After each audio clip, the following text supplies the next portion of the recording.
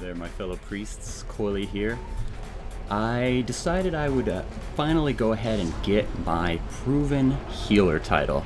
I've been putting it off since the patch came out with progression and whatnot. I ended up getting the damage title for 30 endless waves as a shadow priest. I think like the second day the patch was out. I was one of the first people with that. And I was just like, well, I'm going to go back and get the tank and healer ones at some point.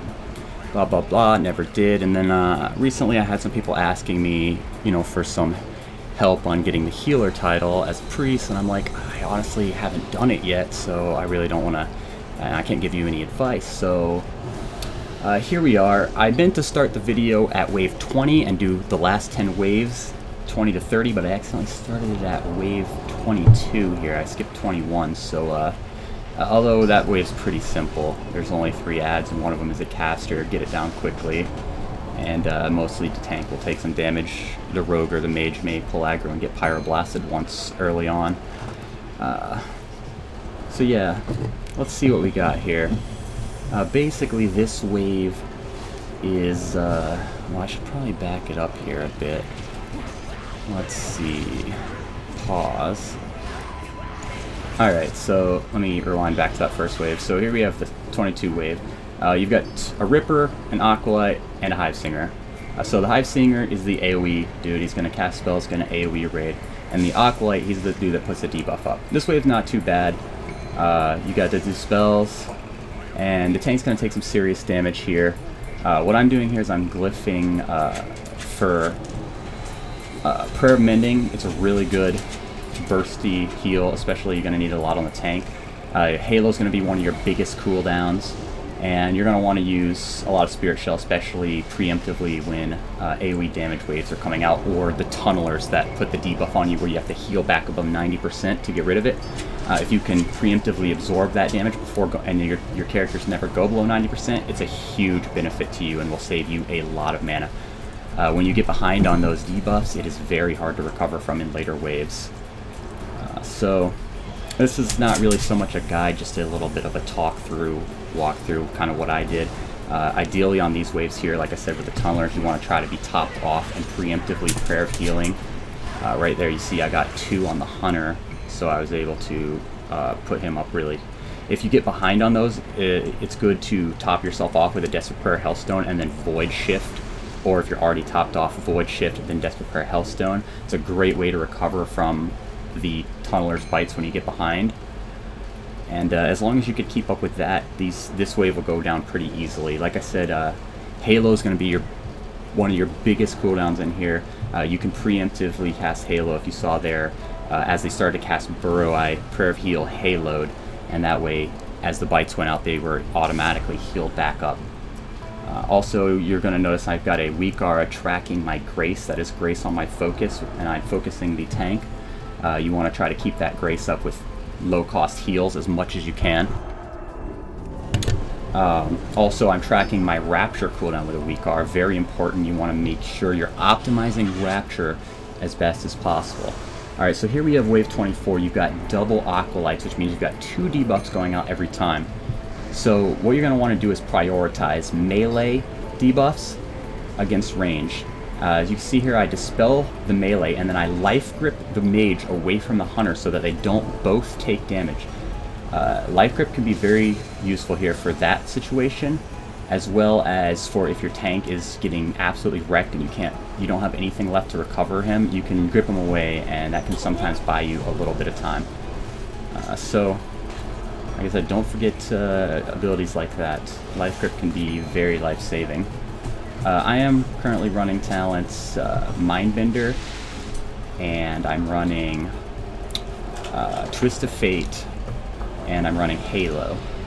So, very good cooldowns here. I'm using a lot of, I'm keeping my Evangelism stacked, mostly with Holy Fires on cooldown, smiting when I can, and like I said here, Halo's big cooldowns right there as he enrages. Now this wave 5 is the first time you get one of these enraged guys with an AoE. Like you saw, I started off with getting some Spirit Shells on the raid, and then as he casts Enrage, I Pain Suppression the tank, and once he starts to take some damage, I'll Halo. That'll pretty much top him off. And that wave's not too bad if you can get ahead of it like that. So, Tunneler goes down here. Now, as you can see, like I said, sometimes let the Grace fall down, but try to keep it up as much as possible. When you don't have anything really to do, cast a low-cost heal on him, and keep that stacked up. Also, the heal will reduce your body or your weakened soul effects, so that you can maximize your uptime of Rapture. Now, this wave, you're pretty much always going to have the Conqueror up when it spawns. If you can get ahead of it with a preemptive Spirit Shell cast, like I am here, and then a Halo as the tank starts to take too much damage, that'll really help you recover. And you can see there I popped my Archangel with my Spirit Shell just to really get ahead. Usually I'll keep that Evangelism stacked to keep the mana cost and damage of my Smite, Holy Fire, and Penance going strong, and then, you know, obviously I have that Evangelism there available to cast Archangel as needed. If I'm getting behind and I just can't recover, you know, that's a great time to cast Archangel and, you know, just pick it back up, keep it going. Now, another thing that I did on that wave, and it doesn't really matter particularly which wave you do it on, but on one of the waves when you're down probably below about 40% mana, or really anywhere below like 50, when you're stable and you know you can get away with the full channel, you should line up a Mindbender, or if you choose other talents, you should line up a Shadow Fiend with your Hymn of Hope. You can get 2 Hymn of Hopes per waves of 10, but I generally, you know, it doesn't always line up on the same wave. Sometimes I need it, sometimes I don't. So like I said, try to find a good wave where you're not going to overcap the mana, and you're also not going to let anyone die while channeling, and use that time to channel with your Mindbender out. And if you can also squeeze a Rapture in there while your Mana Hem buff is up, great. So, wave 27, this is one where you get a AoE caster and 2 of the enraged tank damage guys. Pretty much the same thing as the wave 5 I do here, just you won't have pain suppression this time, but you'll have barrier. So what I'll do is preemptive with some Spirit Shell for the AoE attack.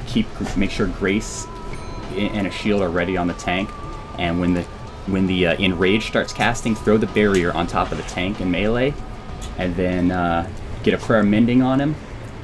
Halo, you know, about halfway through the enrage, or whenever you feel you need to. Boom, topped off, and that's pretty much it. Keep your holy fires on the caster.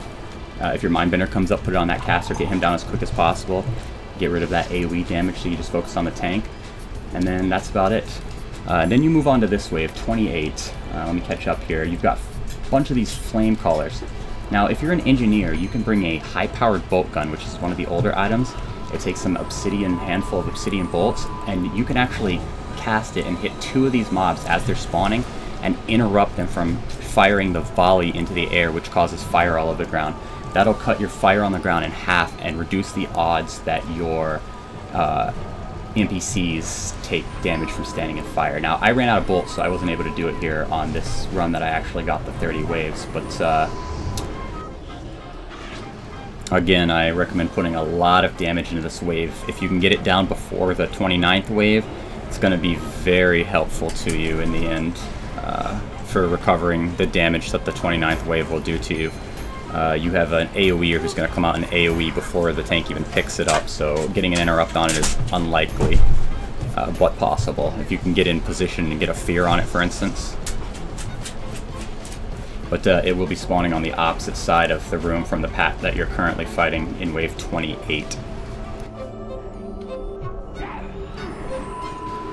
Yeah, and this wave here, 29, so hopefully you get to hear strong with mana. These guys are going to come out pretty much right as soon as you kill the last wave, if not while it's still up, depending on how much damage you put in. That 28 wave, I recommend putting a lot of your DPS into. If you can get ahead of this wave, that's going to be great. You're definitely going to want a Spirit Shell as soon as it's available in this wave, and keep your damage on the Hive Singer. Now, once that Hive Singer's down, this wave, you'll have a little bit of catch-up time before wave 30, because all you've got left is, you know, a little dude who does some tank damage and a little debuff to dispel. No big deal here. On another note, engineers, I recommend putting the shield generator on your belt. It's like an 18k absorb shield. on a few minute cooldown. Just throw it up whenever you get big waves. I mean, it can really help you out keeping yourself from getting too damaged, along with your health stone and your desperate prayer. So now you get to wave 30, and if you can keep, you know, from going and letting tank die here, it's pretty much GG. Pretty much like usual, keep your spirit shell up, keep the damage from coming on too strong. As soon as you cast Enrage, get that pain suppression up before the Enrage even finishes casting. Halo into him. You've got nothing else to do here with your cooldown, so, you know, follow it up with a barrier. My tank decided to walk out of the barrier.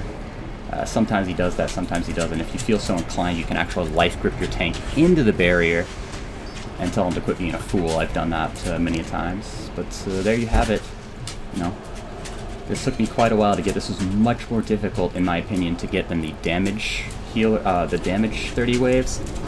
I spent pretty much an entire day learning this. I didn't watch any guides myself because I wanted to learn it and then make a little kind of mini guide. But yeah, hopefully this is helpful to you. Like I said, not really a guide, more just a walkthrough. But if you have any questions, please leave comments and I'll see you on the stream.